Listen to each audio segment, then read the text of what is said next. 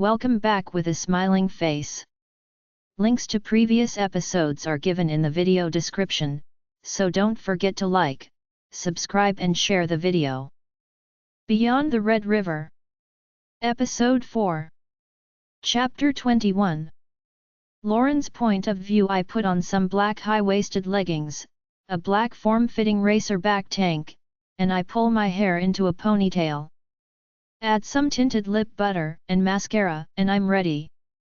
Zach has to get back to work today, and I need to keep busy because the second I stop, I'll just start to worry about Julian and my mom.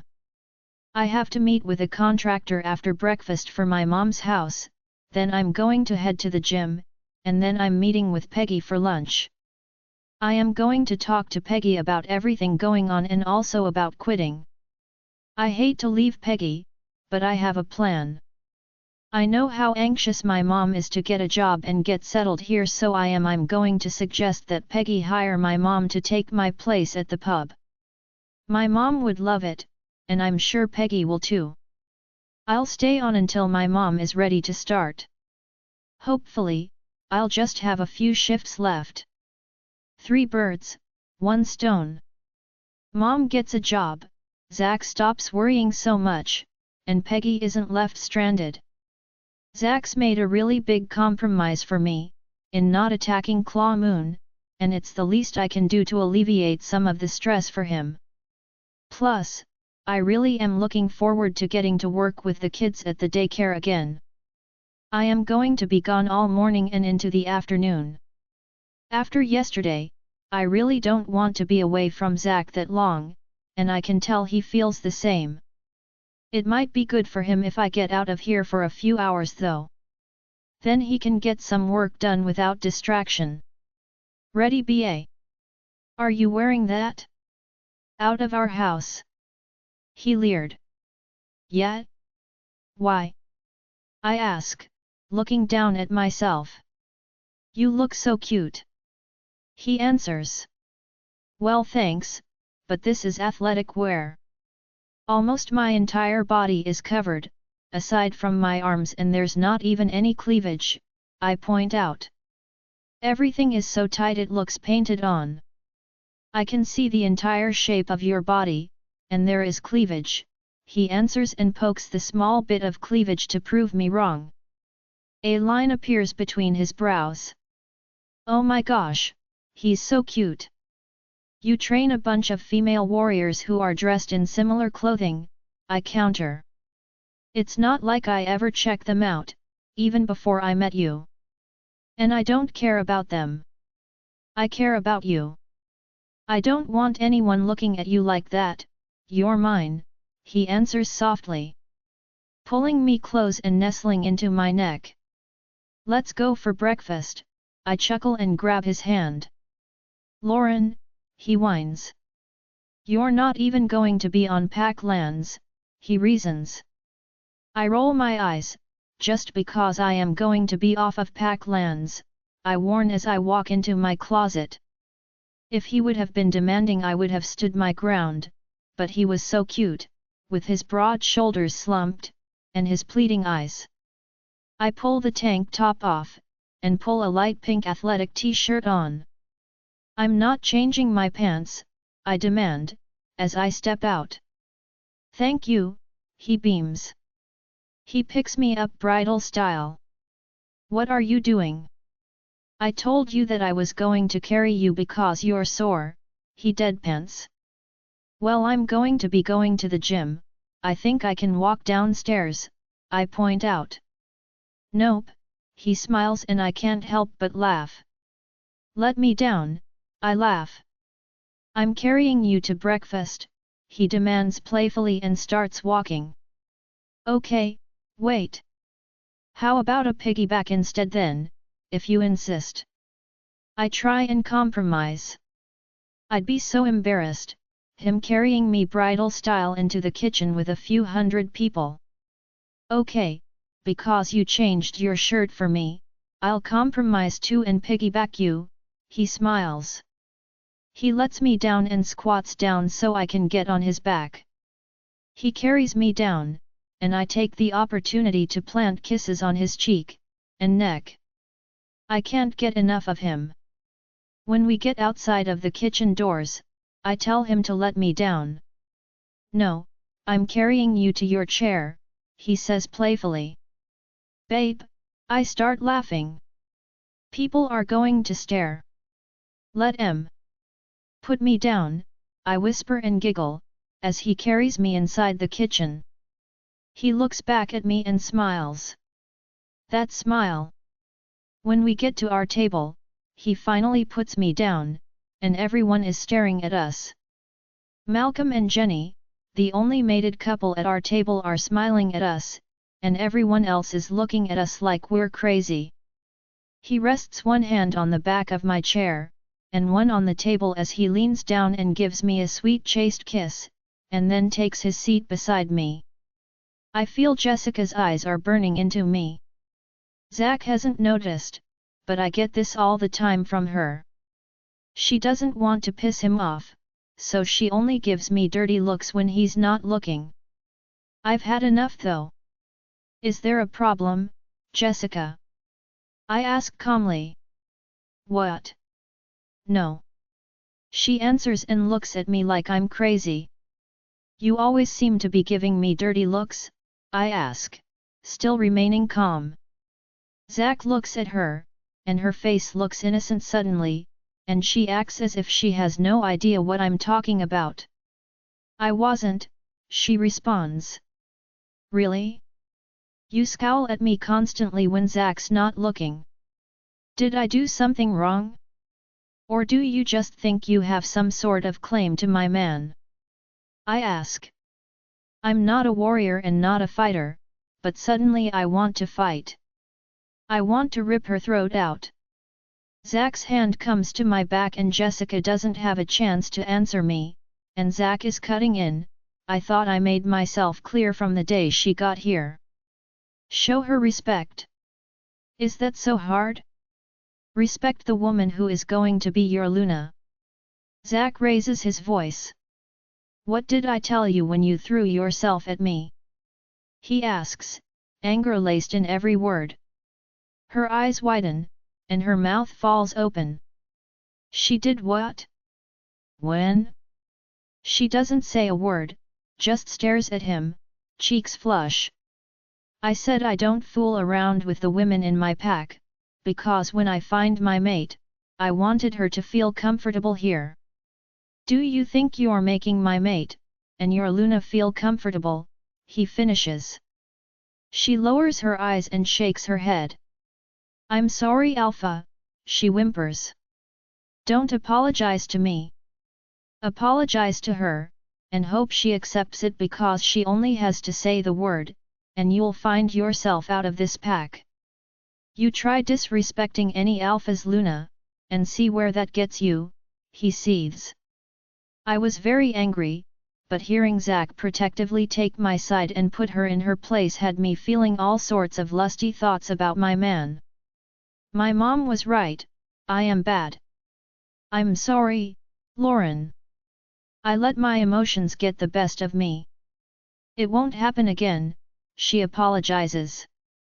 I can see her eyes are full of fear. Zach threatening to kick her out of the pack scared her. Thank you, Jessica. I hope we can move forward, and put this behind us, I state while resting my hand possessively on Zach's arm. To say the silence at our table was awkward is an understatement. The cook starts serving us, and Zach looks to me and mind links me, "Are you okay?" "I'm good. I feel great now," I smile at him, and he smiles back. "Thanks for having my back," I add. "Always. You should have told me. That pisses me off. Anyone else pulling that, I think word will travel, and it'll stop after hearing you threaten to kick her out, so there is?" "Who?"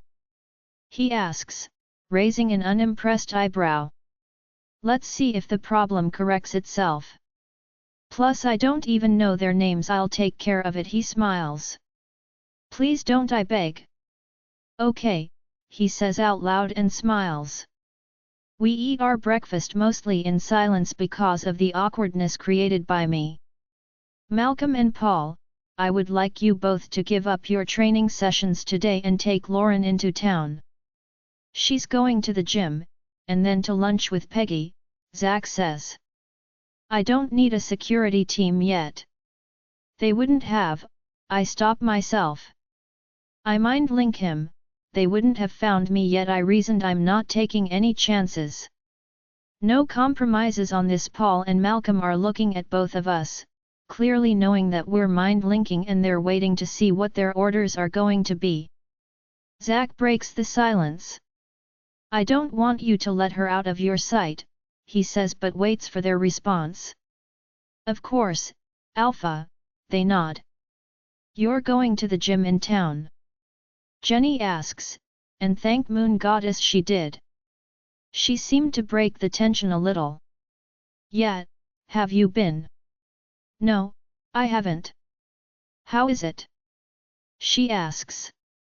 Oh, it's awesome. You're welcome to join me if you want. Really? I'd actually love to. I'll skip my warrior training classes today, she offers. Jenny is always pleasant with me and has always made an effort to talk to me since we first met. Hopefully, we really hit it off. It would be really nice to have a girlfriend here. Although having Julian here will be amazing, I want to make friends here. I get along great with most everyone so far, but it's just a handful of unmated women that seem to resent me for taking what they wanted. Why are you going to the gym in town, when we have a gym here?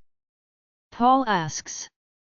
Well, the gym in town has a lot more equipment, and the atmosphere is great, plus I know everyone there. You're going to have to help me design our gym once the warrior building is done, Zack says. Oh, that sounds so fun, I beam. Are you a gym rat? Paul asks, with a chuckle. Well, gym rat sounds so negative, so no, but kind of, I smile. Why don't you train with the warriors? That's a great workout, Paul offers. No, she likes the gym, Zack cuts in quickly. You don't want me to train? Wait, I remember you mentioned before that you liked that I wasn't a warrior, why? I ask. Alphas always talk about wanting a strong, fierce fighting Luna, but Jack, the alpha to the pack I used to be in. His mate is badass. Best fighting she-wolf I've ever met. Anyways, it was all fun and cool until there was an actual battle. Jack loves her, so he didn't want her fighting, but she wouldn't give in. She had a point too, the fact that she was such a strong fighter, it didn't make sense for her to sit it out. What's the point of her intensive training schedule if she can't use it? Anyways, it was hard for Jack. It ended up working out, but I remember not envying him, and the position he was in. When you said you had no desire to be a warrior, it was such a relief. I don't want a warrior, Luna. If hits the fan, I like that you won't be fighting beside me. You can be with all the kids, keeping them calm and reassuring them the way you do, he explains. I nod, that makes sense. Hey, if you guys are forced to babysit me today, you might as well bring some workout clothes and work out too. You'll have more fun, and you'll blend in better, I offer. They look to Zack and he pauses to think it over, and then nods. Paul fist bumps me, obviously happy to not just have to stand there and watch me all day. I'll bring you to my contractor, and then when you're done, you can come and get Paul, Malcolm, and Jenny at the warrior training class, okay? It might take you a while, so they might as well train while you're busy, Zack explains. I nod, and say goodbye to everyone, and then Zack squats, waiting for me to get on his back. I'm walking, I laugh, and start walking ahead of him. When he starts to pick up the pace chasing me, I do too so he can't grab me, and pick me up. He laughs, as I squeal when he gets closer. Finally, I'm laughing too hard to even dodge him. He scoops me up and kisses me. Finally, when he pulls away, he rests his forehead on mine. I have so much fun with you, he smiles. I love that we have so much fun together, I admit. His lips curl up into a smile. Me too, he agrees. I'll miss you today, he says with a frown. I know. Me too, it'll just be a few hours. Come see me as soon as you get back. I should be in my office all afternoon, and I agree. Chapter 22. Lauren's point of view. Zach introduces me to his construction guy, Giorgio, and leaves us to it.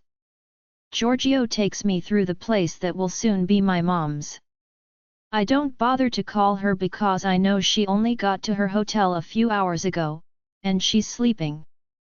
I know her style though, so I know she'll like what I pick. She likes the whole beach house vibe, so I stick with greys and whites, and a little navy blue. I go with grayish hardwood for the floors. It only takes half an hour before I'm done, and I run up to our place, grab my purse, keys, and a jean jacket, then head down to where Zach is training the warriors. He stops to give me a kiss, and then I'm off. Jenny links arms with me, and we walk ahead of the guys. Lauren and I will drive in her car, and you guys can follow, Jenny says, and the guys nod. When we get into the car, Jenny starts talking as if we are old friends, which I love. You should have seen the speech Zach gave at the beginning of class for you, she smiles. It's obvious he really loves you. I mean, of course, he does. You're his mate and all, but I liked seeing that side of him. Wait. What did he say? I asked him not to do anything like that, I groan. He just said, it's been brought to my attention that some of the women in this pack have been unwelcoming and rude to my mate. Consider this the final warning. She is your Luna. The Luna ceremony date has been set. Get on board, or get out. She has done nothing to deserve this. She is my mate, and I will not have her feeling uncomfortable here. She's the sweetest person you'll ever meet, and you'd know that if you gave her a chance.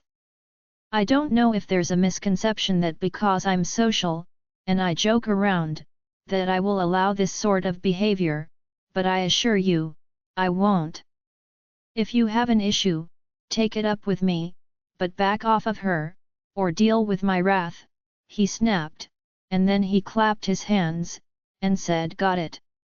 Everyone was all yes alpha, and then he was all serious when he said, let's get to work. He was kinda grouchy the whole class until you showed up, and then you could see his anger just evaporated the second he saw you. It was kind of sweet, she gushes. He's very sweet, but I don't want to cause a rift in his pack, I admit. It won't. What kind of alpha would allow that sort of treatment of his Luna, she questions. Good for you for saying something to Jessica this morning, by the way. I can't stand her, but she sits at the table to be close to Zach. She has it pretty bad for him. I saw how she looked at you, but you never seemed to let it bother you, so I thought I wouldn't bring it up. On the inside, I was so happy to hear you call her out, and then Zach put her in her place. She always acts so sweet and nice around Zach, and the second he's not around, the truth comes out. She's been trying to trick him into loving her since he got here, she says and rolls her eyes. I had no idea. She better get that idea out of her head, I state. The gym was great. For the most part, I worked out with Jenny, and the guys worked out together. I introduced them to all the regulars at the gym. Paul asked if it was always such a sausage fest in here, and I had to laugh. I explained how Mark's trying to expand his clientele, but for the most part, yet. Mark was happy to see that I brought 3 friends with me today. After an hour and a half, we left.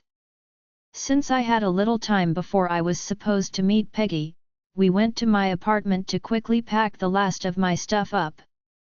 Everyone came up and hung out while I packed. Ring ring, my cell phone goes off, and it's my mom, me. Hey mom. How are you? Mom, hello. I'm good. I woke up about half an hour ago, and I've walked all around the place, and I don't get any familiar sense.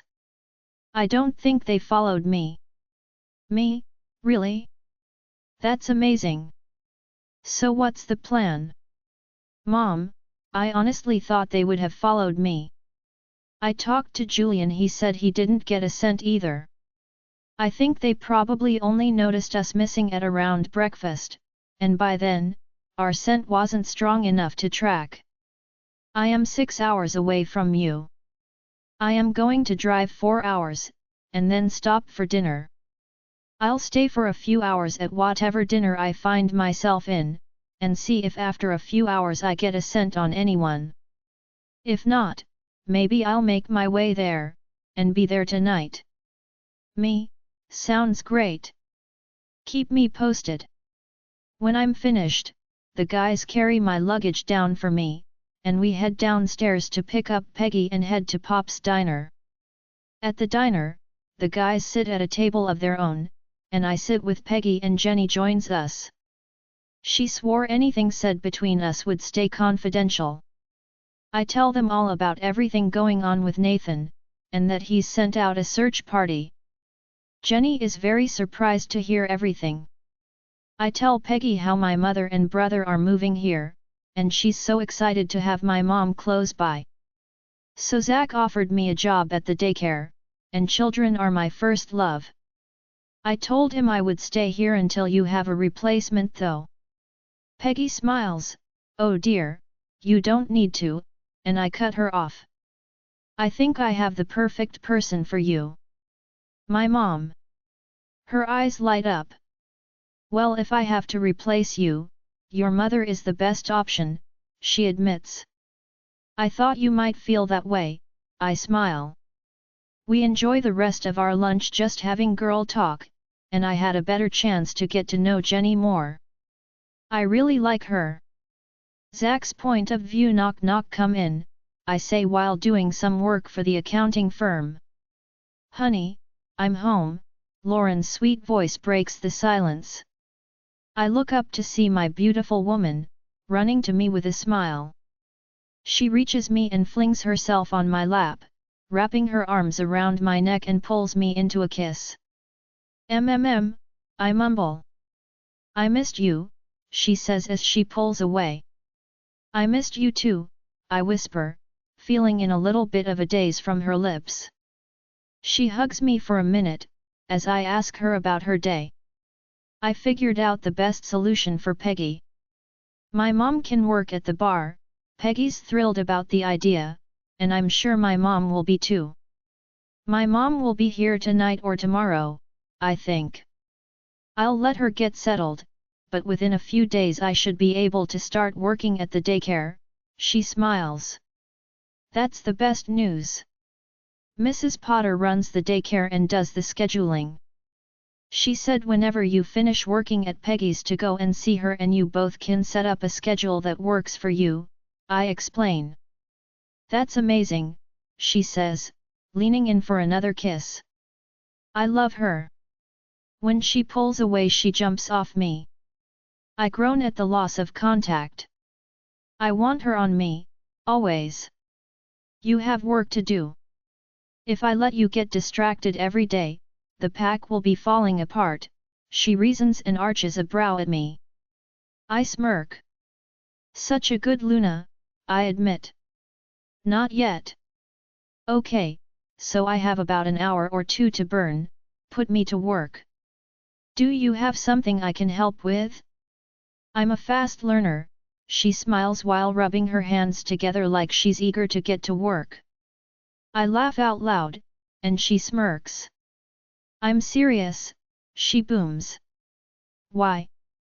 I don't work for 5 hours, and I know you have a lot on your plate. If I can help, I want to. Also, then if I help you get work done, it's not as bad if I stop by for a quickie once in a while, she says while wagging her eyebrows. I find myself laughing again. You don't need to help for me to stop for a quickie, I assure her. In fact, I could go for a quickie, or head back home for a not-so-quickie. I smile, and now I'm wagging my eyebrows. No. You need to get some work done, she laughs, and I groan. I finally decide to hand her a large stack of papers that I've been meaning to file, but it keeps piling, and I keep putting it off, and it's costing me time constantly searching through it.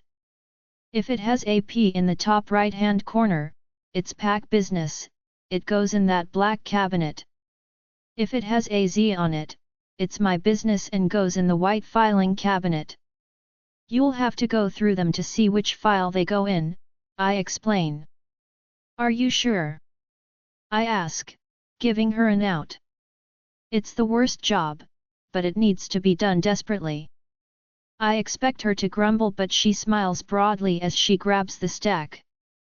She starts going through them, and working, so I do the same, but I steal a glance at her more than I'd like to admit.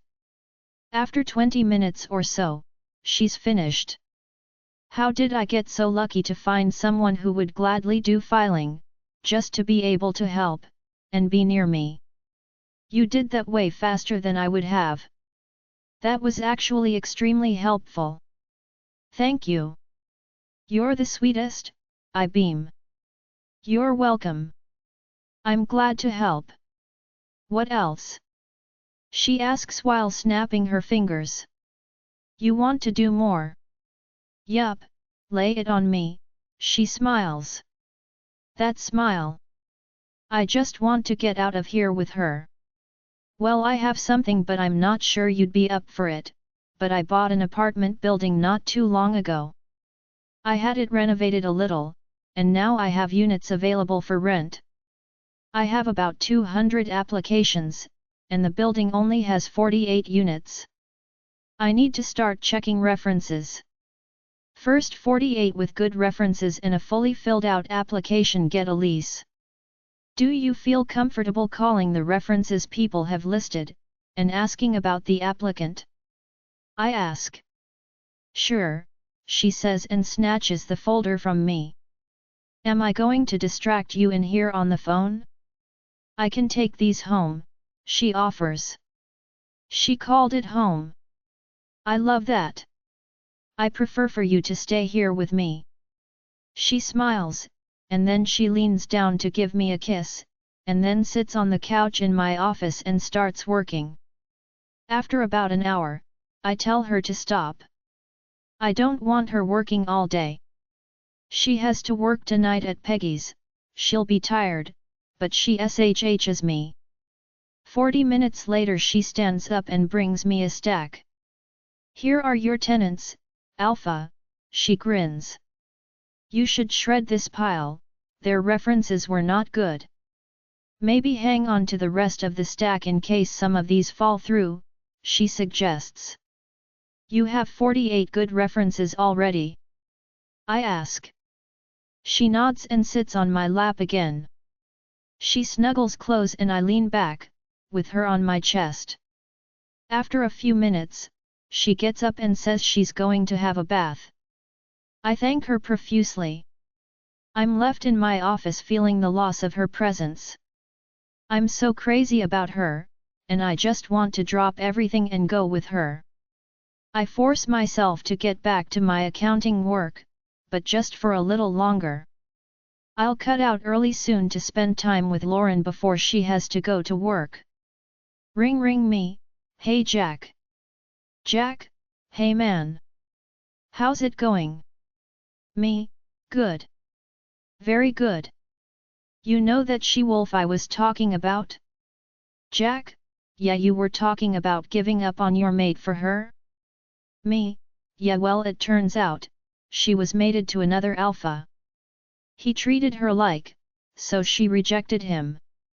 We've realized that I'm her second chance mate, so things have been great between us. We won't feel the full effects of the mate bond until after the full moon, apparently, but it's intense already. Anyways, he wants her back now maybe. There may be some drama. We will see. Jack. Well, the drama sucks, but I'm glad she turned out to be your mate. I am so happy for you. You never realize how much of a void you had in your life until you find your mate. So less than 2 days, and you'll feel it all. I'm curious if there will be a huge difference? Jack and Lexi are talking. Jack, Lexi said she's so happy for you, and she wants to meet her. She wants to get together on Sunday. Why don't you both come up for dinner? Me, I want her to meet you guys too. I haven't met baby Enzo yet, either. I'm dying to too. I can't believe how much he's grown from the pictures in the last 2 weeks. Jack, yeah, I know. He basically doesn't stop eating. He chuckles. Me, there's nothing wrong with a hungry boy. So how's Molly doing? Taking to the big sister role okay? Jack, she loves him. She's always doting on him. It's been great. Hold on. He laughs. Jack, Lexi wants me to tell you that if you mark Lauren without birth control, she's going to get pregnant. We didn't know this, and that's why we have Enzo a little sooner than planned. Me, really? I didn't know that. Good to know, I guess. Although we both want kids, and we're ready. Jack, that's awesome. Crazy to think our kids will be playing together before you know it. Me, yeah, that's wild. I talk to Jack for a while longer, touch on some business, and then hang up with the intention of getting together at his place in a few days. His pack is the closest to mine, and just a half an hour drive away. Lauren and Lexi will hit it off, I'm sure of it. Lauren will be in her glory with their kids Molly and Enzo too. I work for an hour and cut out early. Lauren should be done her bath now, and I'll spend an hour with her before dinner, and then after dinner, she has to get to work. I'll get back to work when she goes to work. When I walk into our place, she's at the island drinking a coffee, and talking to her mom on speakerphone. Hi, Joan. I say, and give Lauren a little kiss. Hey, Zach. Where are you now? I ask. Mom, I'm away for about 2 hours. I am at a restaurant, and I'll stay here for a few hours. At 6, I'll go for a nice long walk and see if I catch a scent, and if not, I think I might just head there. I'll make it there for 8:30 to 9 p.m. Lauren, I'm working tonight. I'll be at Peggy's until 10, so stop in there if you're not running too late. Peggy is dying to see you. Mom, oh, I can't wait to see her too, it's been so long. I'll send you a text when I leave and I'm on my way there. Lauren, okay, sounds good. Love you, Mom. Me, drive safe. See you soon. Are you excited to see your mom? I can't wait. Thank you for inviting them, and setting them up, she says and pulls me into a kiss. I want to show you just how grateful I am. Right now, she smirks. That sounds nice, I growl. Nathan's point of view. Alpha, you wanted an update on both Julian and Joan. Julian hasn't traveled that far. The phone tracker is working great. We're keeping a 15 to 20 kilometers distance, so we aren't detected. Joan is at some restaurant 8 hours west. Julian 4 hours northeast. I think he's trying to have us track him, to take the heat off of his mother. Regardless, we have a team following close behind both. Wherever they go, we can see, as long as they have their phone with them, Jake explains. Wow, Joan has traveled far. I never would have found Lauren if it wasn't for Joan. Good work. Thank you, Alpha. We'll get her, he adds, as I start to feel a sharp stabbing in my chest. She is at it again. Today was a break from yesterday. This is only the second time today. Maybe when I find her, she'll spread her legs like that for me. If not, I'm taking it. It's the only way. She's my mate, I'm entitled to her body. Chapter 23. Zach's point of view. Come on babe, we'll head down early for dinner, I tell her, as I pull my t-shirt on. You don't mind eating early? She asks. Not at all. I'm always hungry, and I did work up an appetite, I wink at her. That we did, she smiles. I pull her into my side, and we head down to the cafeteria. There aren't a ton of people, because most people come around 6 p.m. It's mostly parents with little kids here right now. To my surprise, Jessica is here. She probably came early to avoid us, thinking we wouldn't be here for another hour. She's not at her regular spot at my table, thankfully. She gives us a small smile and puts her head down. I look to Lauren, and she gives her a small tight-lipped smile in return. She's nicer than I am. If some tried that with me, I wouldn't be so forgiving. She's a much better person than I am. She's too good for me actually, but I'll just thank Moon Goddess for the blessing, and love her enough, hoping she doesn't notice. We sit together, just the two of us, which is nice. We eat our dinner together and talk until she needs to get ready for work. Then I finally drop her off at work, and I have Malcolm, Jenny, and two of my strongest warriors, Samuel and John, follow us and keep watch over Lauren while she works from 6 to 10 p.m. Paul was out on a date, so I couldn't send him. I wanted to stay, but I have so much work piling up, and I need to catch up on the work I missed yesterday. I also have my Gamma and 3 warriors watching her, so she is well protected. I want Saturday afternoon off, and all of Sunday to spend with her, and that won't happen if I don't buckle down. As soon as I get back to the pack house, I get straight to my office and get to work.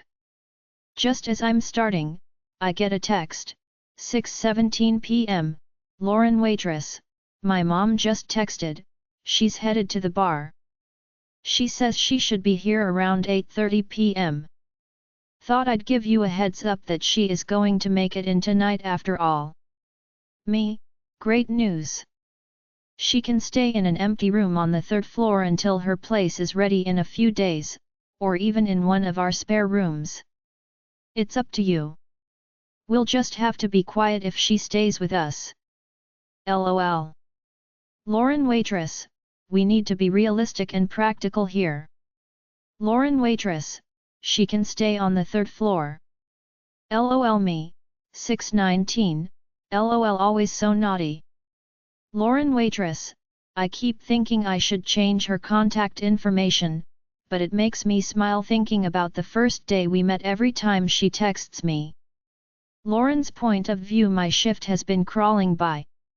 I keep looking at the clock, waiting for it to be 8:30 p.m, so I can see my mom walk through that door. Peggy is complaining about the time crawling too.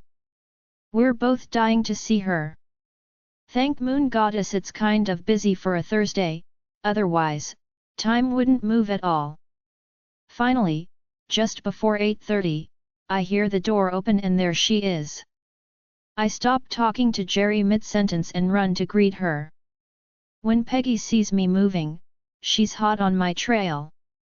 Lauren, my mom cries.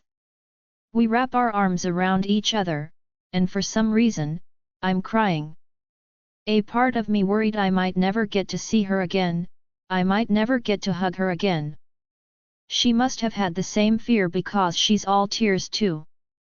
Peggy pulls my mom into a hug as soon as I let her go, and she's a blubbering crying mess too. I notice everyone is looking at us and probably thinking we're crazy. I don't even care. We both ignore the customers for 5 minutes until we hear the kitchen bell ringing, showing an order is up. You two sit and catch up. I'll take over, I insist. I grab the food and deliver it. Everyone I come into contact with asks who that woman is. I explain she's my mom and an old friend of Peggy. Time seems to go by a little faster now that I've seen her, and now that I know she made it safe and sound. Nathan's point of view: Alpha, this seems suspicious. Joan was at a dinner for 2 hours 47 minutes, and then she left and drove 2 hours, and she's at a bar now for an hour. I looked up the location. There isn't a hotel nearby, she's not a drinker. She just ate 3 hours ago, Jake tells me. Maybe she met Lauren there? Why a bar though? It doesn't make sense.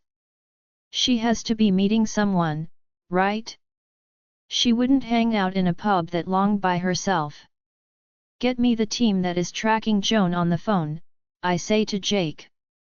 A minute later he handed me the phone. Me? Hello, who am I speaking with? Man, hello Alpha, it's Frankie Kimball, sir. Me, Frankie. Do her actions seem odd to you? Frankie, yes sir.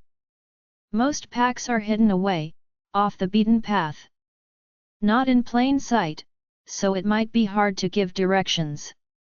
It would make sense to meet at an establishment and then travel to the pack house together. Or maybe she's meeting someone. It might be valuable to see who she's meeting regardless. Me, I think you're right. You know how to handle this. Get as little of your scent lingering as possible. If it turns out to be nothing, I don't want to speak with her. Frankie, yes, sir. This might be best. An extraction from a bar would be easier than an extraction from a pack house or stalking her for days to be able to grab her.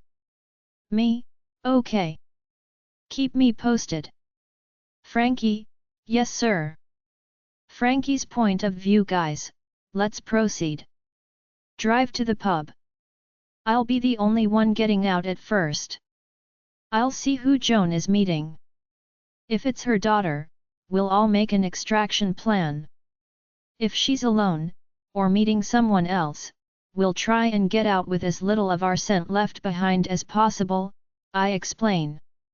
We start driving, and 10 minutes later we're pulling into Peggy's. Right away I can smell her. I am the best tracker at Claw Moon, and Alpha gave us her blanket to catch a scent off of. I can also smell other wolf smells. I know she's close. I get out of the van, and there are smaller round windows every 7 to 8 feet on the front of the pub. I move to one that has a shrub near it, hoping to avoid being seen as much as possible. From this angle, I can't see Joan.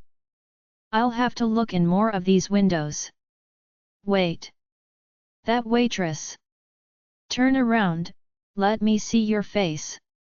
Bingo. Ha! She works here. I watched it for another few minutes. I don't see anyone else working.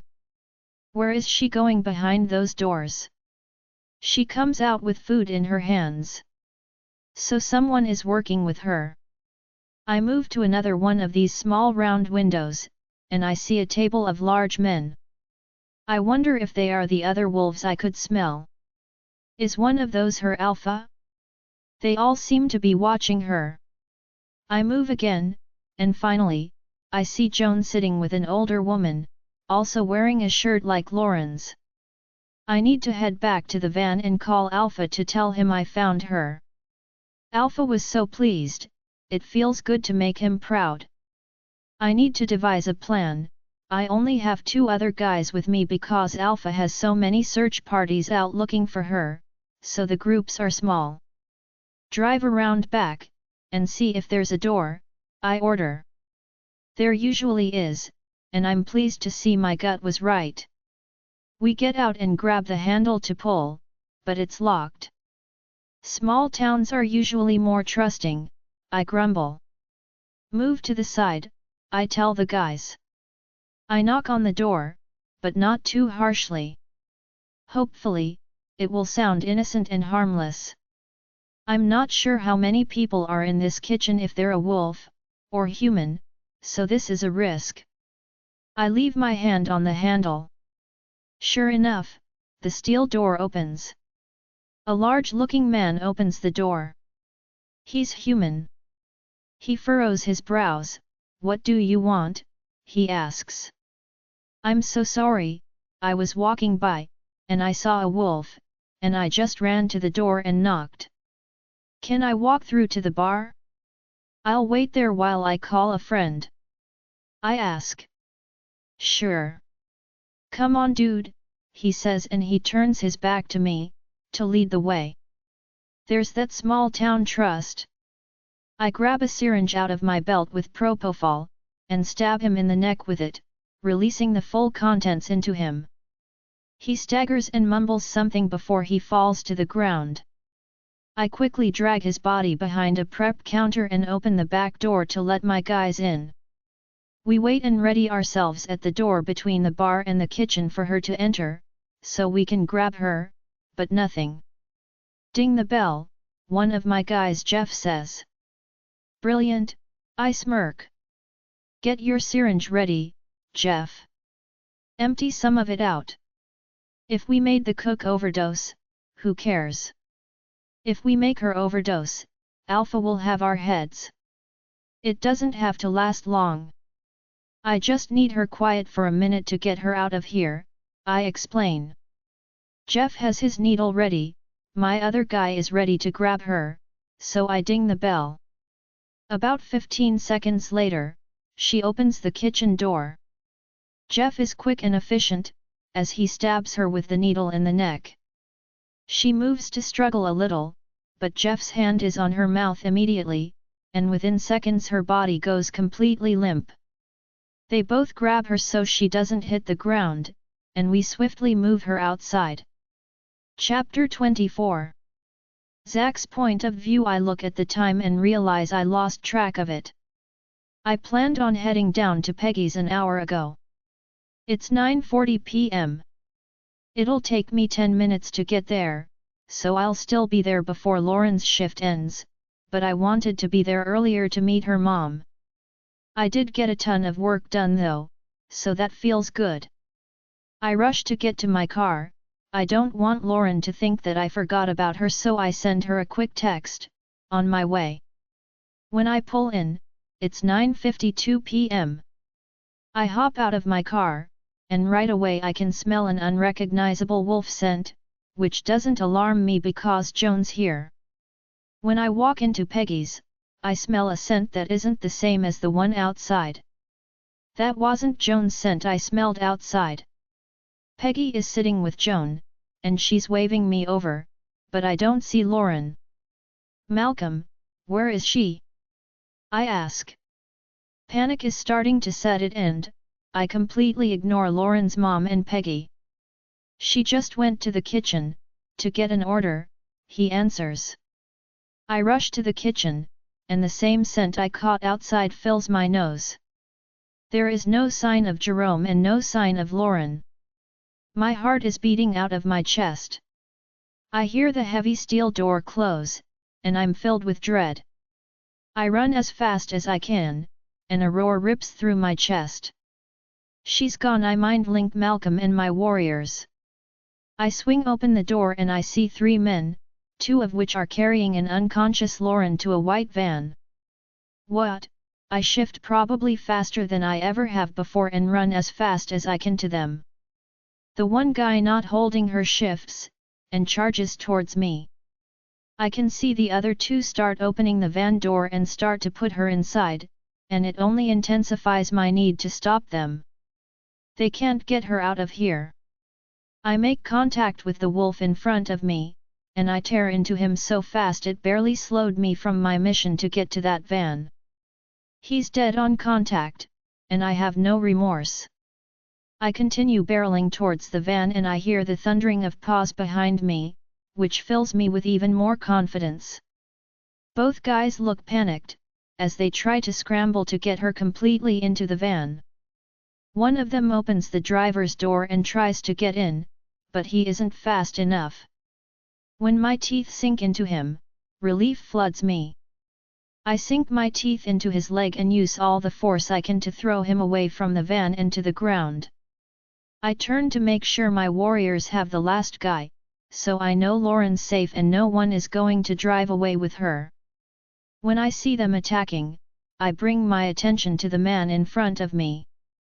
I'm so consumed by rage and adrenaline that as I stalk over to him laying on the ground, I'm looking forward to what I'm going to do next. His leg is clearly dislocated. He's bleeding everywhere because of the damage my fangs have done already. I snarl as I inch towards him slowly. His eyes are filled with fear, and that's what I want. I want him to be scared, and I want him dead. I'm sorry.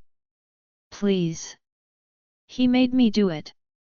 Please, don't, he begs, but I have no sympathy, and I show him no mercy as I lunge at his throat. My grip is tight, and for a second I hold it, listening to him howl in pain, enjoying the sound. Then I shake my head hard, ripping him apart. His blood spills from his emotionless body, and L let out a ground-shaking growl. I force myself to let the anger go, as I shift and rush to the van where Lauren lay. Part of me wants to go total Jack Lavard, but I need to make sure Lauren's okay. I pick her up, gently cradling her in my arms. She's unresponsive, but I can feel that she's breathing, but it's so shallow, it's scary. Call the doctor, I yell. All I can think about is, what if she's not okay? I just found her, and the thought of losing her. I lean my head to hers. Please, baby. Please.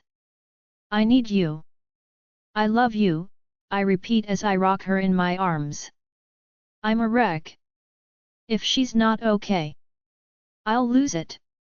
I already am. I feel like I'm losing my mind. I need her and I don't want to live without her. I can't. After what feels like forever, but I know it hasn't been that long because the doctor isn't even here yet, she starts to make sounds. My body tense, and my eyes study her, looking for any movement. She lets out a groan and her cute little nose scrunches up. I let out a sigh of relief. She's going to be okay, and I pull her into my arms tightly. Zach, she mumbles, and I loosen my hold on her so I can see her face. Her eyes flutter, and she looks confused. What's going on? She asks. You don't remember? I see her brows furrow, and she takes a few seconds to think, and it's like I'm suddenly aware of the fact that I have people all around me. Lauren's mom, Peggy, Jenny, and my guys. I was so wrapped up in Lauren, I didn't notice. You were working, you went into the kitchen for an order. Malcolm tries to jog her memory. She shakes her head. I don't remember. She sits up, and her hand moves to her neck with a wince. What is it? I ask. It's burning, she admits. I look and I see a small bead of blood, and notice the skin is red. I think you were given a needle. Wolfsbane. Jenny asks. How bad is it? I press with concern. I doubt it's wolfsbane, it's not that bad. This feels like scratching a bad sunburn, she explains. Nathan's guys drugged you and tried to abduct you, I explain, and her eyes are wide with shock. This is all my fault, they must have followed me, Joan says. Mom, you couldn't just stay there for the rest of your life. Everything is okay, I'm fine, Lauren comforts her. Even in her state, she's still worried about other people. She's so good. You didn't do this, Nathan did. Don't blame yourself, I add. I'll run to your car to get you some shorts, Alpha, Malcolm offers, and I nod appreciatively. But Lauren's covering the goods, as she sits on me. Still, it's not the best way to meet my mother-in-law for the first time. I think I might have made a first impression. What happened? They weren't successful obviously. Lauren asks. I explain what happened. Wow, thanks for helping save me. Lauren looks at Jenny and the guys. They smile and nod. It sounds like it was a close call. How did you know when you first came in? She peers up at me through her thick lashes. I noticed a wolf scent I didn't recognize outside, and I assumed it was your mom's, but when I got inside she didn't smell anything like it. Then I didn't see you, and the panic set in, I admit, and pull her into me tighter, to soothe myself from the thought of losing her. I'm okay. I'm safe, you saved me, she whispers as she cups my cheeks in her hands. I enjoy her warmth, and hold her gaze. She's trying to make me feel better, and I appreciate it. I'm glad I wasn't any later. I wouldn't give up. Never. But they would have gotten to Nathan before I did. I don't even want to think about what would have happened, I admit. We both know what he wanted to do to her. I knew I should have attacked him after our phone call. I should have protected her better. Don't. You weren't too late. I'm fine, she reassures me. The doctor shows up, so I get up and put on some track pants and a t-shirt Malcolm got in my trunk. We always have spare clothes in our trunk, because you never know when you'll need them. Now that I know she's okay, and I don't have her in my arms, I am filled with rage again. I warned him. I'm going to make a call, baby, I'll be right back, I say and give her a kiss. Guys, search the van, see if you come up with anything, I order, as I walk away from everyone to get privacy. Lauren's point of view. I'm going to make a call, baby, I'll be right back, Zach says. He tells the guys to search the van, and then he stalks off to the other end of the parking lot to make a call. Are you okay, hun? My mom asks, and Jenny sits beside me rubbing my back. I nod. I'm fine, I can just see Zach is really upset. I'm worried, I admit. Oh, I get where he's coming from. I can see how much he loves you. You're everything to him. I know he's just worried and mad, and he has every right to be, she says. I'm so glad you're okay, Jenny says. What's this? One of the guys asks, holding up a tablet. It's a map with two blinking targets, one here and the other is in Frankfurt, like 1,300 km away, he concludes. That's where Julian is. They were tracking us. My mom gasps. How? On our cars? She asks. It's in an app. Let me look it up, Malcolm says. We all wait, watching him. You'd have to have the app on your phone, he explains, showing her the name of the app. I've never heard of that, she says defensively. She opens her phone and starts looking through it. Look, it's not there, she says and hands her phone to Malcolm. Malcolm goes through it. After a minute he hands it back. It was in your utility folder. Did anyone have access to your phone since Lauren left? He asks. Alpha had them for hours the other day, waiting for Lauren to call. But I was with him, and I didn't see him on them. He just left them on his desk, she explains. Well, he added it, he adds. You must have been distracted or something. I'm so sorry, Lauren, she pleads. She looks so heartbroken. You didn't know, Ma. It's okay. Please don't beat yourself up about this. I'm okay, I assure her. The doctor is done looking at the injection site and asks me some questions. After a few minutes, he concludes it was probably just a reaction to a drug called propofol. Burning at the injection site is a possible side effect, and the fact that you woke so quickly seems fitting for that drug. Doctor, I know you're a pack doctor, but can you look at one of my guys? He got hit with the same thing, but he seemed to have hit his head on the way down. Can you check him out, see if he's okay? Peggy asks. Doc nods and follows her inside. Zack walks back. What did Doc say? He asks, pulling me into him. I'm fine. The burning is just a reaction to what they used. I'm fine though, I say, making eye contact. I'm fine, I say again. He gives me a small smile. I know. I don't want you to worry either, okay?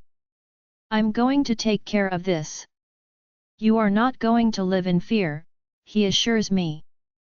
He seems to have a sense of calm about him now. What do you mean? It's taken care of. He didn't succeed, I rebut. Come on, it's cold out here, let's get you and your mom home. He looks to my mom and smiles. Babe? I question. He pulls me in, so we're face to face, and bends his head down to mine. It's not over. I'm sorry, I can't do nothing anymore.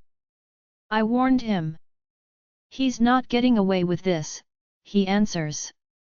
He lays a small kiss on my lips and then picks me up, bridal style.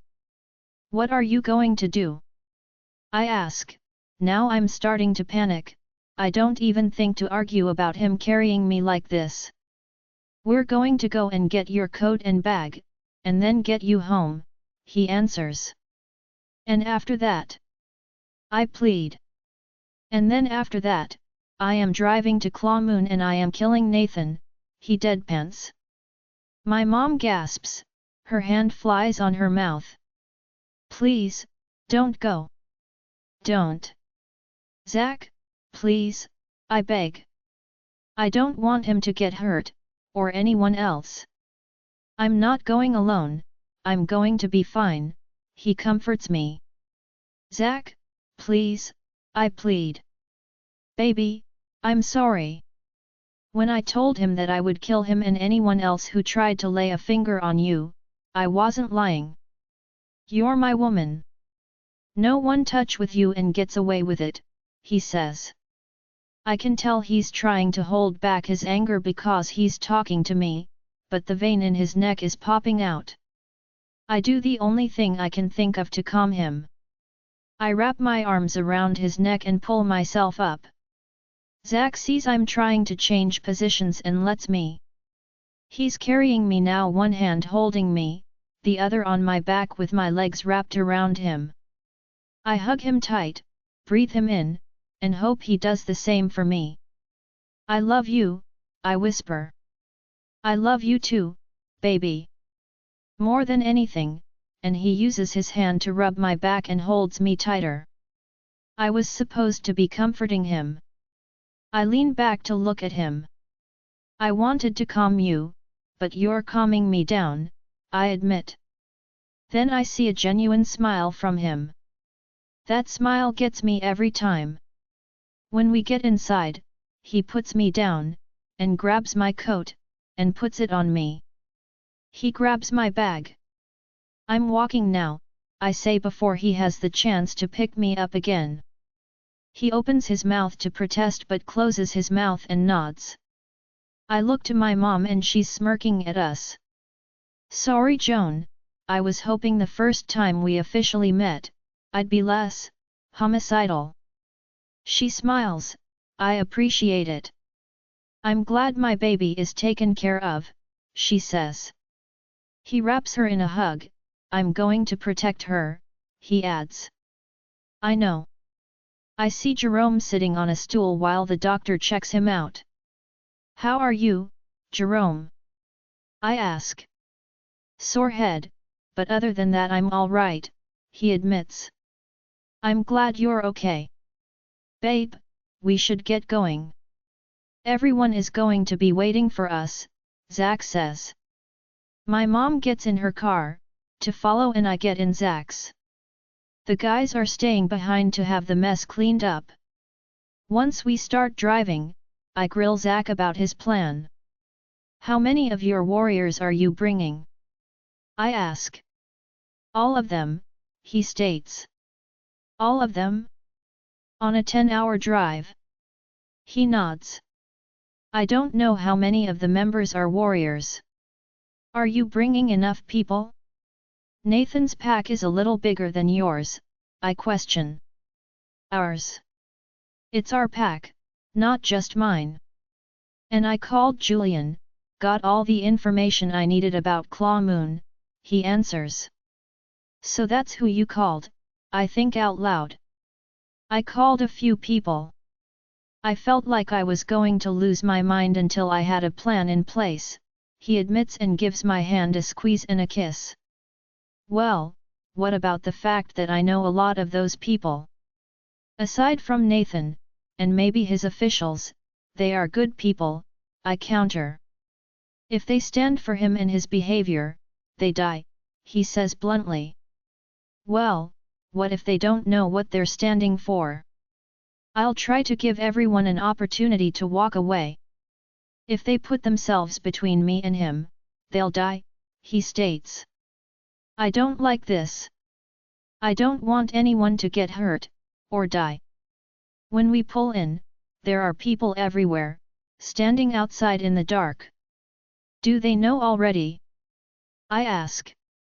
Yeah, one of the phone calls I made, he forces a smile.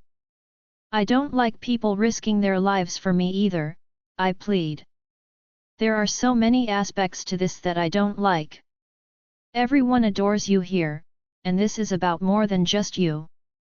This shows disrespect to everyone in this pack.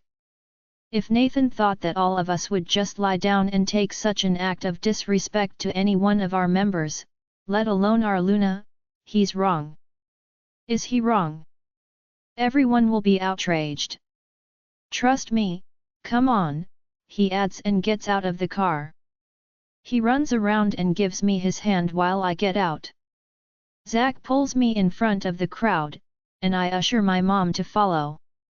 I made the call to be ready for battle. You have all gathered yourselves and made yourselves ready. Thank you. You all must be wondering who we're fighting, and why. Something Lauren and I haven't disclosed, is I am Lauren's second chance mate. She was mated to the alpha of her old pack at Claw Moon. He treated her badly, so she rejected him. Once he found out that she had found her second chance mate, he was filled with jealousy and wanted her back. He had the intention of finding her, abducting her and raping her. I spoke with him the other day and warned him. Tonight an attempt was made. They drugged her and were putting her unconscious body in a van when I found them. If I would have arrived just seconds later, she wouldn't be standing beside me right now, he explains in a hard tone. Audible gasps are heard all over. They made an attempt on our Luna. I won't stand for that. Will you? He yells, and the crowd is screaming. He looks at me and squeezes my hand. They think they can get away with this, and not suffer the consequences? They think we'll roll over and accept this disrespect. He raises his voice again, and the crowd is hollering. Anyone who wants to fight with me, meet me here in a half an hour. Grab a change of clothes.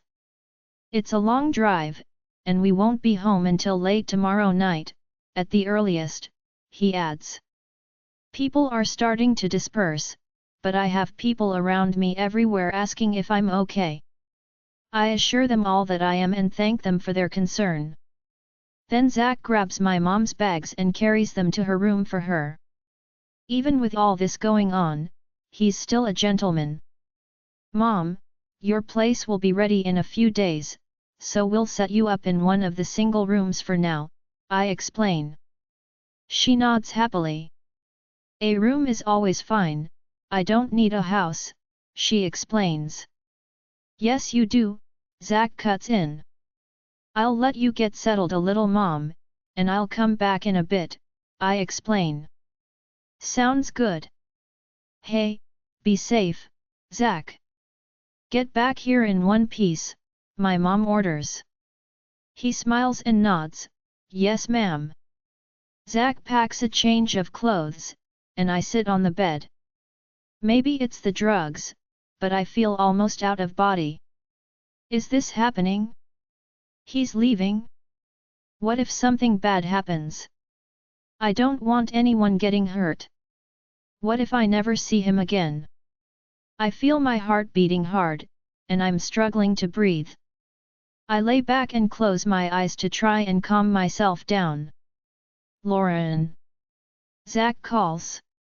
Yeah. I can feel your emotions. For the first time, I can feel them.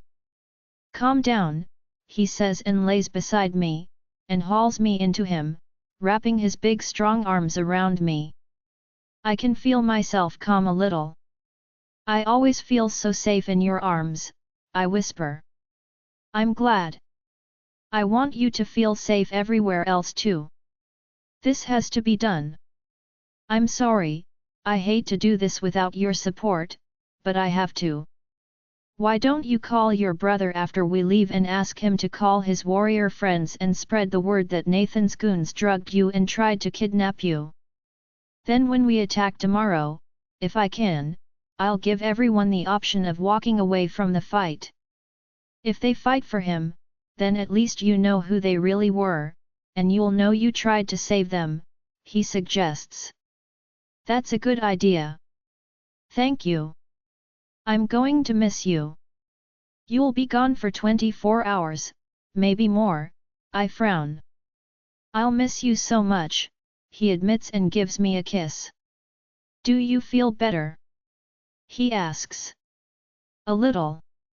It's cool that the bond is getting stronger. You could feel my emotions, I admit. It was faint and flickering, but when I looked at you I could tell it was you.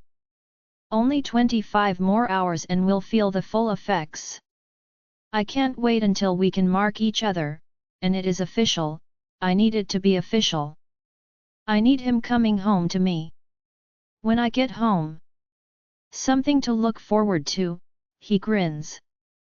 He kisses my head and pulls me up. Then he grabs his bag, and wraps an arm around me. Come on, I need to get to the kitchen. In the kitchen, Zack instructs the staff to bring coolers and coolers of prepared food and drinks outside. I guess he called the kitchen staff earlier too. We head outside, and people are hanging around chatting waiting to go. Alpha, how far is Claw Moon? A woman asks, and Zack looks to me. Depending on traffic when you go through the cities, around 10 to 11 hours, I say and they look surprised. We'll take shifts driving so when we get there in the morning, we'll all be well rested, Zack explains. How many warriors do they have? Another warrior asks. Lauren's brother was a warrior there, and he said they have about 220 warriors, Zack answers. But Alpha, we only have around 150 warriors, they outnumber. Everyone stops talking because we see headlights in the distance, shining through the dark and peeking through the trees. Who's that? I ask. Chapter 25. Zack's point of view. Who's that? Lauren asks and I smile wide. I grab Lauren's hand, and walk down the steps, and watch as about 50 vehicles pour in. Alpha, what's going on? I hear people asking. The first truck parks and I walk with Lauren to greet them. Jack. Thanks for coming man, I say, and he pulls me into a hug. Of course. I'm happy to help, he smiles. I appreciate it. Jack, this is my mate Lauren, I introduce them. Jack? I've heard a lot about you.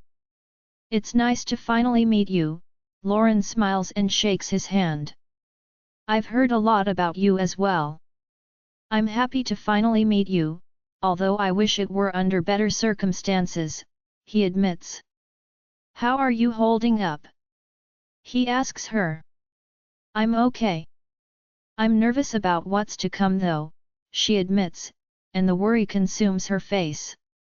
Not only are we going to outnumber him, but I am also very confident in our pack's abilities.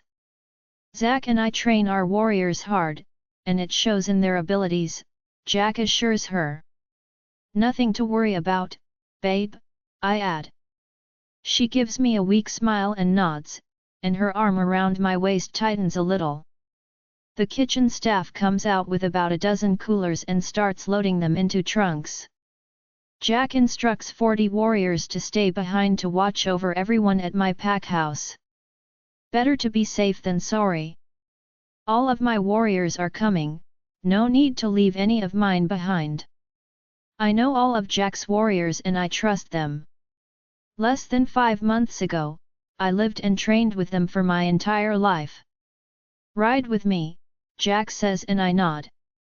I face Lauren, I've got to go, baby.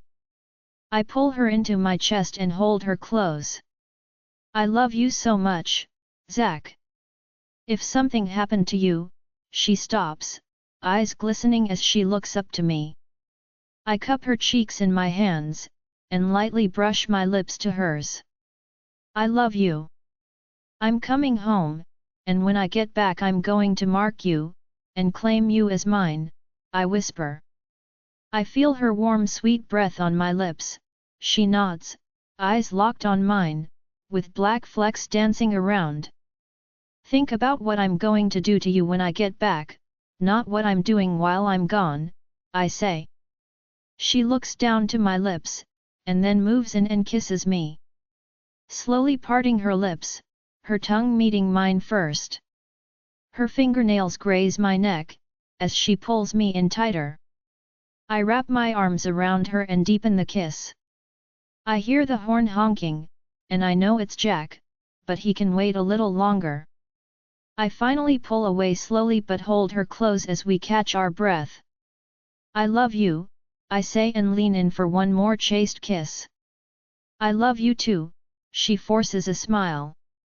I have to jog to Jack's truck and jump in. I have to move quickly, or I'll never let her go. It's hard to leave her when I feel she's not doing great. It's instinctual to want to be with her when she needs me. I know I need to take care of this though. I wonder what that will look like after you both feel the full mate bond pull, Jack smiles. I know, I don't know if my heart can take much more, I admit. It's good to see you happy though, he smiles and slaps my shoulder. I look to the back seat and see Kyle and Lef laughing at me. I've seen you with Brit, Lef. You can stop pretending to be above the mate bond, I quip. Hey, I wasn't laughing at you, I was laughing with you. I was just as guilty about 40 minutes ago, he admits. I was laughing at you, Kyle laughs. Give it time, Kyle, I warn. So how's Lexi feel about all of this? I ask. You know Lexi, she wishes that she could be here. I'm grateful Enzo is a newborn, and she can't though. As soon as I told her, she was furious, she wants him dead just as much as you do, he admits with a chuckle. The first 2 hours of the drive no one slept because we were just joking around, and catching up a little. I usually see Jack at least once a week at the office, and we get together every few weeks, but it's always nice to catch up with them. At 1 a.m., our ETA was 9 a.m. so we decided to start taking shifts driving and sleeping. Kyle wakes me at 7 a.m. and tells me it's my turn to drive. After getting about 6 hours of sleep, I'm feeling well rested, and good enough to attack Claw Moon in a few hours. When we're about half an hour away from Claw Moon, I pull off to an empty field. All 80 or so vehicles in our convoy pull off, and park. We unload the coolers. We have 5 coolers full of sandwiches, 5 full of drinks, 2 coolers full of fruit, and 2 large plastic totes full of muffins, donuts, and cinnamon buns individually wrapped. If we're going into battle, we need to be at our best. This will keep our strength and energy up. We hang out for half an hour while we eat. Jack and I discussed it, and we're going to just go straight through the main entrance of Claw Moon. No covert action at all. I'm trying to be sensitive to the fact that Lauren knows a lot of these people, she even cared for some of their children. I understand that she doesn't want them all to die for Nathan's actions, and I can't blame her. Julian put some work in last night, calling and warning his warrior friends about what Nathan tried to pull yesterday. If they stand with him, after finding out what he did to my sweet mate, then they will deserve anything they get. Julian pulls in, as we're reloading the nearly empty coolers back into the vehicles. Who's this? Lef, Jack's beta asks. It's Julian, Lauren's brother. He wants to join us in the fight. I greet Julian, and I introduce him to some of my guys and some of Jack's. I get him to grab some sandwiches, and whatever else he wants, and then we make our way to Claw Moon. I jump in with Julian, and I call Lauren and give her a heads up that we're almost there, and that we will make it there at 9:40 a.m. I told her how much I loved her, and that I'd call afterwards. It's probably not the most strategic time to attack, but with my 150 warriors and Jack's 150, we outnumber his 220 warriors, we don't need the element of surprise. I'm also hoping that a lot of his guys won't fight, especially once they see the army we've got. We all park close to the main road not too far from Claw Moon. Julian said that most of the guards are situated at the main entrance, and that's where we'll enter. On foot. No one kills Nathan. He's mine, I growl. Everyone except Julian and I undress and shift into their wolf form. Julian and I stay in our human form, as we walk together down the last stretch of the road leading up to the gate to Claw Moon, while we have nearly 300 wolves following us. Jack, his beta, and gamma, and my beta and gamma are walking right behind Julian and me. They are large, but Jack especially. I'd be intimidated if I witnessed this sight walking up to my gate. We've walked past several guys in tree stands, keeping guard. I looked them each in the eye, but I don't say a word and keep walking. They would have let Nathan know by now, and I'm sure warriors are rushing to the border. I wonder what they must be thinking, seeing Julian lead this army with me. I have to admit, it looks pretty badass, and I know they'll be intimidated when we come into sight. Lauren's point of view: I'm sitting on a couch in the common living area on the main floor. I feel like I should make myself accessible and available today. Almost everyone has loved ones fighting, and it just seems wrong to be hiding out in my room, even though that's what I want to be doing. You should eat something, Lo. All you had was coffee this morning. Here, my mom says, as she hands me a muffin. I can't. I feel like I'm going to puke. I'm so scared, Mom, I admit, and the tears suddenly start to fall. I was trying to be strong for everyone around me, but that strength is finally gone. Everyone has been so nice, even Jessica asked me if I was okay. That shocked me. I'm not sure if she actually cared, or if she's just trying to get back in my good graces, but regardless, I appreciated it. Honey, come here, my mom says, and wraps me into a hug. It's going to be okay. I just wish he could have left it alone. I could have hidden out at the pack house for as long as it took for Nathan to forget about me. They don't know where the pack house is, I reason. He couldn't do that, Lo. Listen, you didn't see the way that man was holding you yesterday when you were unconscious, and he thought you might not wake up. I could tell everyone was afraid to even say a word as he held you in his arms, waiting for you to come to. If you wouldn't have, I honestly think he would have lost it completely. I can tell he really loves you. He needed to do this. Nathan is no match for him. He'll be fine. How did he sound when he called earlier? She asks. He sounded good. Confident. He said they were about a half an hour away, and that was about 40 minutes ago, I admit, taking a deep breath. They're probably fighting. I feel my heart is starting to race out of control.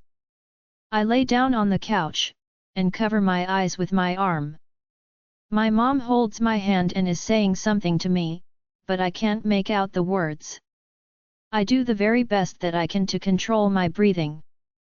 Think about what I am going to do to you when I get home, I repeat his words in my head. I force myself to think about his lips on me, on my neck. His hands all over my body.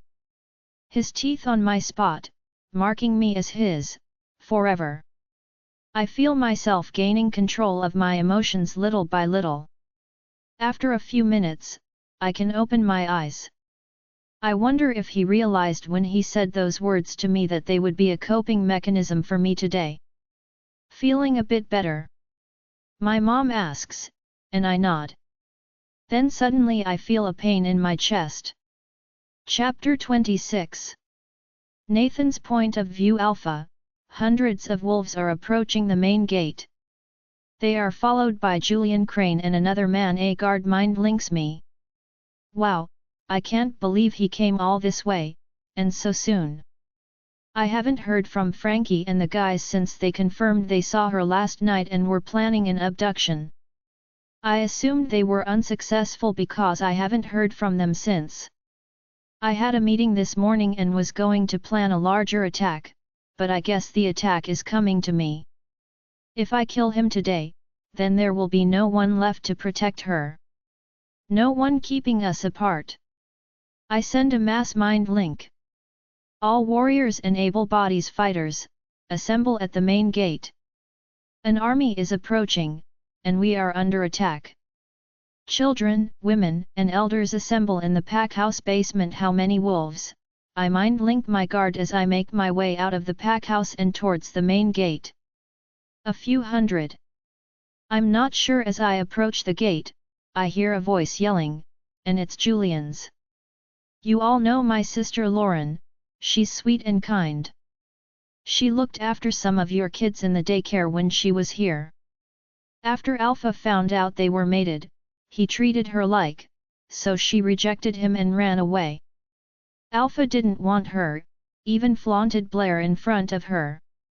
Once he found out that she had found her second chance mate, and that someone else wanted her, he says and points to the man beside him.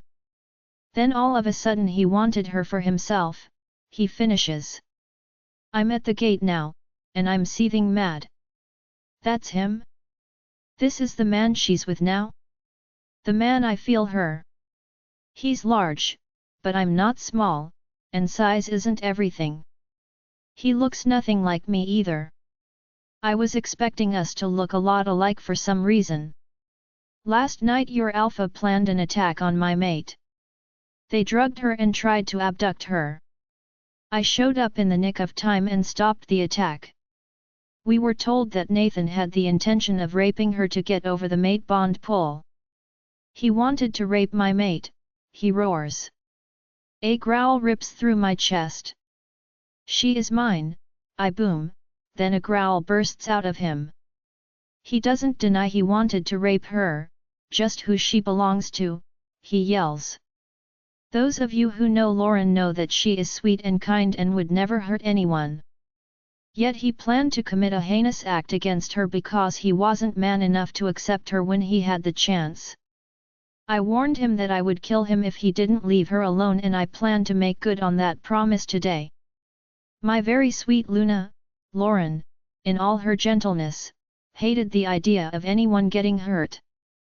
So, on behalf of my mate, I offer to all of you the opportunity to walk away. Let me fight him. He's the only one that needs to die. Anyone who wants to walk away from this fight, do so now. You have a free pass. Go into the pack house, or to your homes. This is your chance, otherwise, we don't stop until your alpha is dead, and we kill anyone who comes in our way, he booms. You come to my pack and make this offer? Do you think my people will abandon me? They're alpha? And where do they go when I kill you? I assure you anyone who leaves now, will have no place here tomorrow, I roar. I have faith in my pack, but I needed to nip any second guessers in the bud. One more thing, Julian adds. Zach's point of view, this is him? This was her first mate? He's smaller than me, but he also just looks pathetic. For some reason, I was expecting more. One more thing, Julian says. Julian Crane reject Claw Moon as my pack, he yells, and I can see the rage on Nathan's face. You were a traitor anyways. I would have kicked you out after the you pulled, he seethes. Yes, after finding out my alpha wanted to abduct and rape my sister, I'm the traitor. You know what the most thing is? You wanted to reject her because you had big dreams for this pack, and you thought she would make you weak. If you just would have accepted her, she would have made you happy, and you'd be alpha, and you would have lived a long happy life. Now? You're going to die, just a year into your reign, Julian explains. Oh, that revelation has to sting. Especially because he wants her so badly.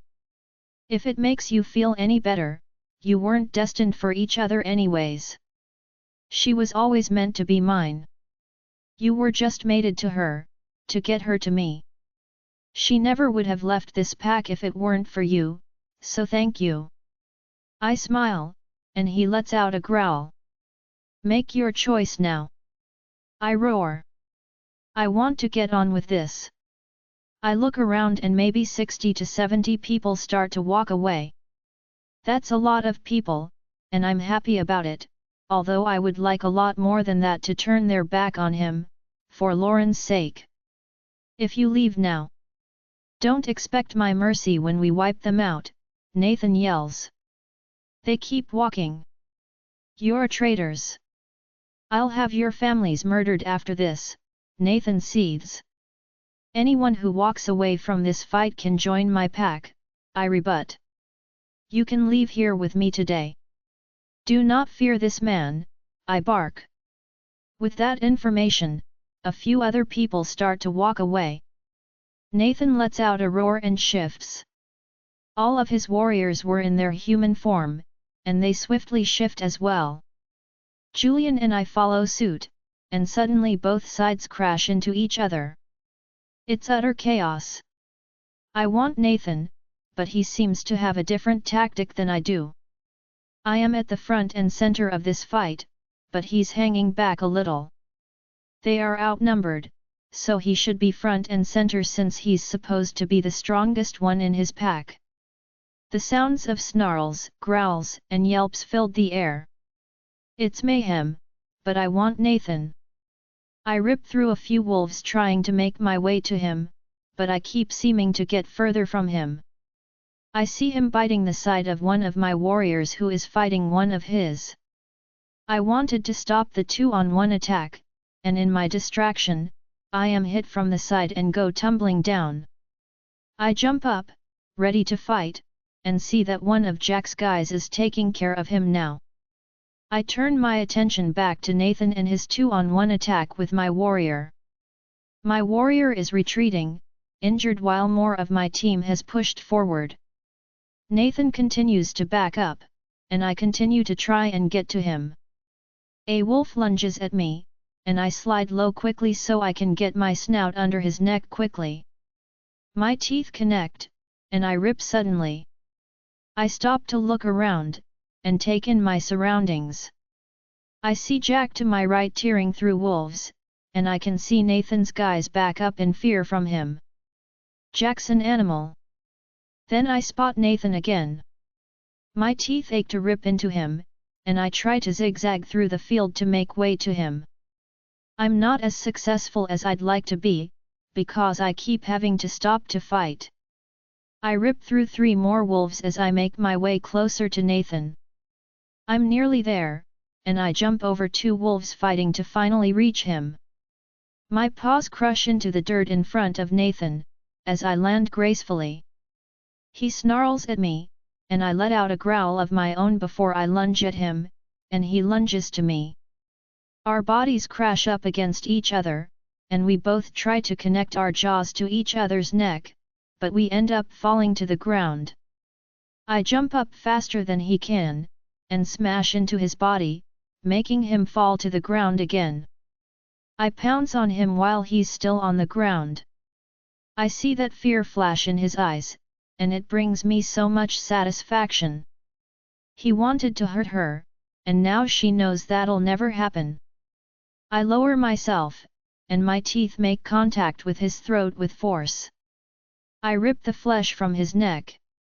His body lay there gargling blood, and I bite again, holding tight to snap his neck. I bite at his neck one more time, severing his head completely from his body. I let out a howl and then lift and throw his severed head. I have done what I came to do, and it feels good. So good. I take a look around me, and the fighting is dying down. The smell of blood is thick in the air and there are wolves on the ground everywhere. Many dead, some mortally wounded, and some wounded but will pull through. I howl again, halting the last of this fight. Chapter 27. Zack's point of view. I shift back, and so do most of our warriors. Julian, you know where the hospital is here, why don't you get the doctors and nurses? We have people on both sides that could use some medical attention, I suggest. Yup, he nods and takes off running. Jack, myself, and some of our warriors search through the bodies, looking if we have any of our warriors on the ground killed or hurt. The medical staff arrives and starts to treat those injured. We didn't lose anyone from our packs, thankfully. We have some injured, but no one too seriously. Jack stays to look over the injured, and I take Julian, Paul, and Malcolm with me to go to the pack house, and then door to door to round up most of the adults and have them meet us where the battle was. Most seem to be scared looking at the gory scene behind me. We won't hurt you, I assure them. Who is next in line for Alpha? I ask the crowd, but Julian cuts in. Nathan's father is in the group of wounded, he points him out. He could take over again until his son Josh is of age, Julian adds. I walk over to the large grey-haired man laying down, being attended to by a doctor and a nurse. I should have known by the medical attention he was receiving that he was someone important. Alpha, I say, with a nod. He looks at me with anger and disgust, then sits up. Do you expect me to greet you with respect after what you did to my son, and our pack? What would you have done? I cut in sharply. If someone tries to abduct and rape your mate. I press. Nathan wouldn't do that, he snaps. Did you not hear his outburst earlier? He all but admitted it in front of everyone. Your 3 trackers that were sent to abduct her are dead now too. What more do you need for proof? My mate was injected with a drug so she would be unconscious and couldn't fight them off. If I hadn't intervened in time, she'd have been assaulted, and the scars of that would follow her for the rest of her life. You need to accept the truth, I explain roughly. Well, she's fine obviously. Was this necessary? He growls. All these innocent lives, he adds, as he motions to the dead bodies. I warned Nathan, so he chose his fate. What should I have done? Wait for him to attack again? Lock my Luna in her pack forever so he couldn't abduct and rape my woman? No. As for all of the innocent lives lost, they had a choice. I gave everyone an out. If they agreed with his behavior and stood with him, I have no remorse, I admit. And you call him the monster, he seethes. Do you have a mate or a daughter? I ask and he shakes his head, and I look to Julian. His mate is dead, but he does have a daughter, Bianca. You traitor, Alpha spews, staring daggers into Julian. Let's say that I attempted to abduct Bianca, with the intent to rape her. You intercede in the attack. What's your next move? I ask. I study his face, and I can see he's not even giving it any thought. Bring me Bianca, I boom. His face completely changes, anger replaced with fear. No. Don't. Please. You can't, he says panicked while trying to stand, unsuccessfully. I thought abduction and rape were acceptable around here. I ask plainly. Please. She's innocent. She didn't do anything wrong, he gasps. I bend down to his level, and so is Lauren. I growl. His face changes a little, and I think I see some understanding there. He shouldn't have tried to abduct her, and hurt her, he admits. No, he shouldn't have. Rest assured I'd never do that to your daughter, I admit, and his body language softens a little. You can see the error in your son's actions. You also felt the rage you had when you thought I might hurt someone you care about. So what's the verdict? I ask. He furrows his brows. What do you mean? I'm not leaving here without tying up all loose ends, I admit.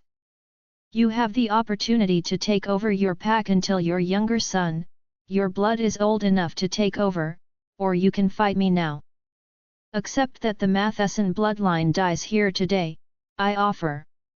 I know my fate if I fight you, he admits honestly. And I can see now that your hand was forced in the matter, he says softly.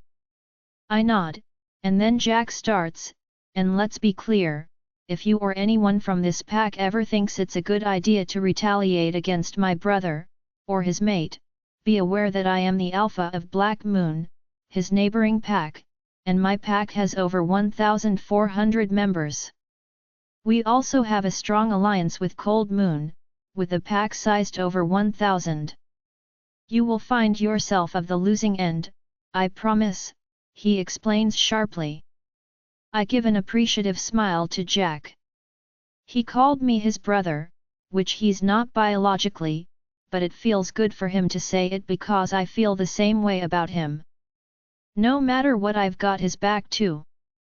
I don't want any trouble, the old Alpha says, with his hands up in the air. Good.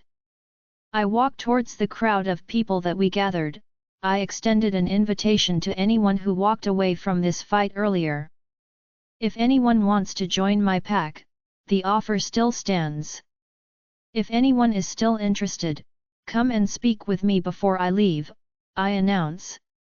Some people start to disperse, and a group of people come to me, asking me questions about my pack and telling me they want to join. I get the information written down, of who wants to join, and who they are bringing along. I would like to have their living situations figured out by the time we all make it back home. When looking over my list, I see that I have 41 adults, and 12 children that will be joining Red River, which means I need to find accommodations for 7 families, 9 couples, and 9 singles. I'm not sure the exact numbers of what I have empty for rooms and houses, but I know I don't have that many. I'll figure it out though. I instruct everyone that we will be leaving in an hour. Anyone wanting to travel back with us is welcome to. Anyone who can't be ready to leave in an hour was given travel instructions. Alpha Matheson, of Claw Moon, agreed no harm would come to anyone leaving. He doesn't have much of a pack left. Between losing 53 members to me, and the death of so many, he has about 150 members, including his elders, children, and non-warriors, he can't afford to piss me off again. Jack and I walk back to his truck to grab our phones, so we can call our women and give them an update, and let them know not to worry. I really appreciate what you said back there, I tell Jack. Hey, it's the truth. You're the closest thing that I have ever had to a brother, and I'll always have your back, he admits.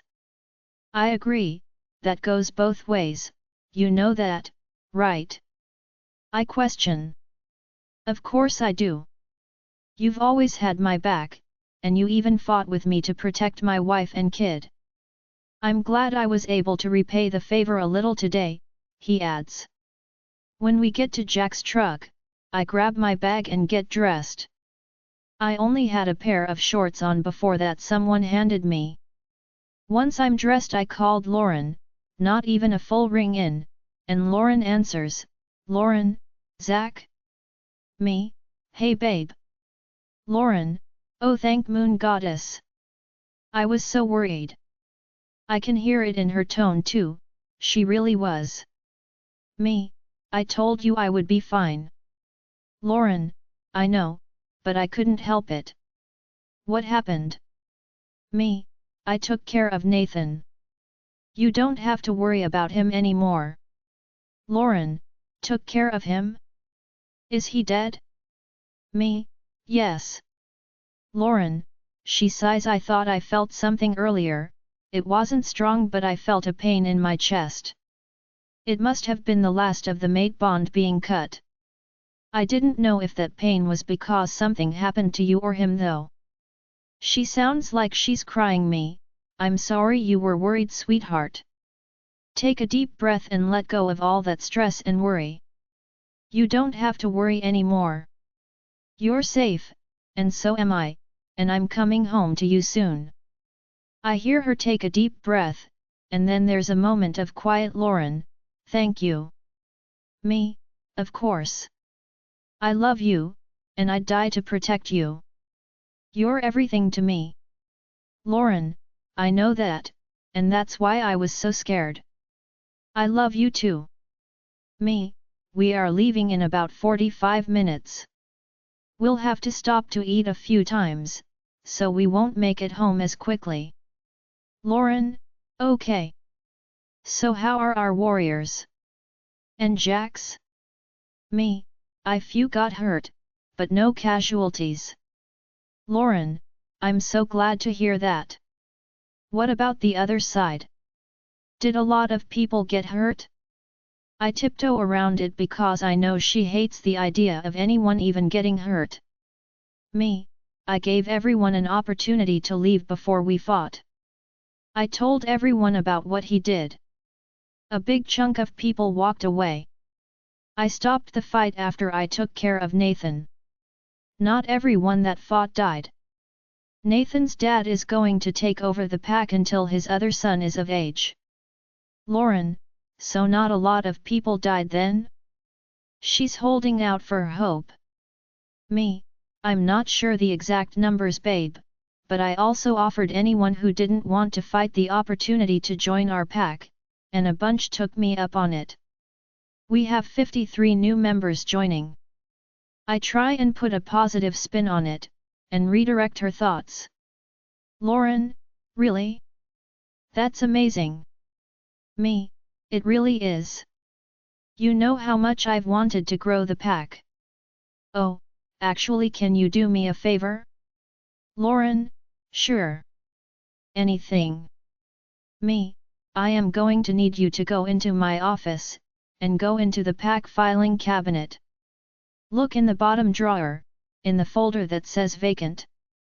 I need the information on what we have available. We are going to need to figure out accommodations for 7 families, 9 couples, and 9 singles. Lauren, okay, I'll get on that. Leave it to me, I'll take care of it. Me, thank you. I think I might have 7 or 8 vacant houses, and I know for a fact I don't have 18 rooms in the pack house. Worst case scenario, I'll have to set some of them up in my apartment complex until I have more built. Suddenly that investment property is really paying off. Lauren, that's a good idea. I'll make sure there are beds set up in the old warrior building for those that will end up staying in the apartment buildings since you guys will be getting in late. Me, you're the best. Luna mode already. I feel so proud, Lauren. Hardly, it's the least I could do. Keep me posted throughout the day. Me, I will. I miss you, I'll talk to you soon, babe. Join our Facebook and WhatsApp group for more updates, link is given in description.